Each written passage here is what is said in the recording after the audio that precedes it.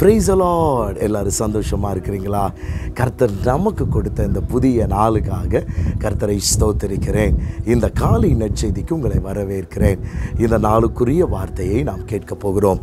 1 பேதுரு 2ஆம் அதிகாரம் 20வது வசனம். நீங்கள் நன்மை செய்து பாடுபடும்போது பொறுமையோடு சகித்தால் அதுவே தேவனுக்கு முன்பாக பிரீதியாயிருக்கும். எவ்வளோ ஒரு அருமையான ஒரு வார்த்தை. ஒரு மனுஷன் நன்மை செய்து நன்மை செய்கிறதினாலே பாடுகள் வரும் பொழுது அந்த பாடுகளின் மத்தியிலே அவன் அதை பொறுமையோடு சகித்தால் தேவன் அதில் பிரியப்படுவார். பாருங்களேன், இந்த பூமியில் நம்ம நன்மை செய்கிறோம், அநேக இடங்களில் தீமையும் நடக்கிறது.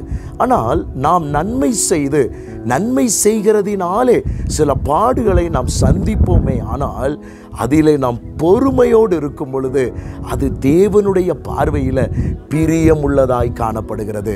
இந்த நாளில் இந்த வார்த்தையை கேட்கிற உங்களுக்கு விசுவாசத்தோடு சொல்கிறேன், நான் நன்மை செய்து கொண்டிருக்கிறேன், அதே நேரத்தில் எனக்கு பாடுகளும் வந்து கொண்டிருக்கிறது, அதில் நான் ரொம்ப நாள் பொறுமையோடு நான் இருக்கிறேன் அப்படின்னு நீங்கள் ஒரு வேளை சொல்லுவீர்களே, ஆனால் கவலைப்படாதீங்க. நீங்கள் தேவனுக்கு பிரியமானவர்கள், நீங்களும் உங்கள் குடும்பமும் தேவனுக்கு பிரியமானவர்கள். நிறைய பேர் சொல்கிறத நான் கேட்டிருக்கிறேன், நாங்கள் அவங்களுக்கு நன்மை செய்கிறோம், ஆனால் பதிலுக்கு அவங்க தீமை செய்கிறாங்க.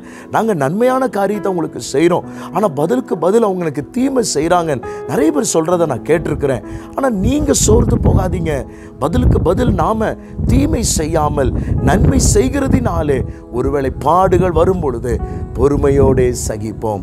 பாருங்களேன், பைபிளில் யோபுடைய வாழ்க்கையில் அவன் நன்மை செய்கிறவனாக இருந்தான், ஆனால் அவனுக்கு பாடுகள் வந்தது.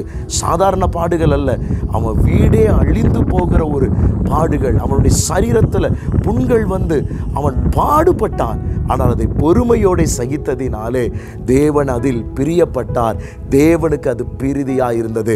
அதே வசனத்தில் சொல்லப்பட்டிருக்கு, நீங்கள் குற்றம் செய்து அடிக்கப்படும் போது பொறுமையோடு சகித்தால் அதனால் என்ன கீர்த்தி உண்டு? ஒருத்தன் குற்றம் செய்து அந்த இடத்துல பொறுமையோடு இருந்தா அதில் ஒரு கீர்த்தியும் இல்லை.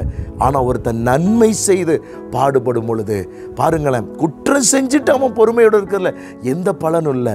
ஆனால் நன்மை செய்து பாடுபட்டு பொறுமையோடு இருந்தால் நீங்கள் அவருக்கு பிரியமானவர்கள். கவலைப்படாதீங்க, பொறுமையோடு இருங்க.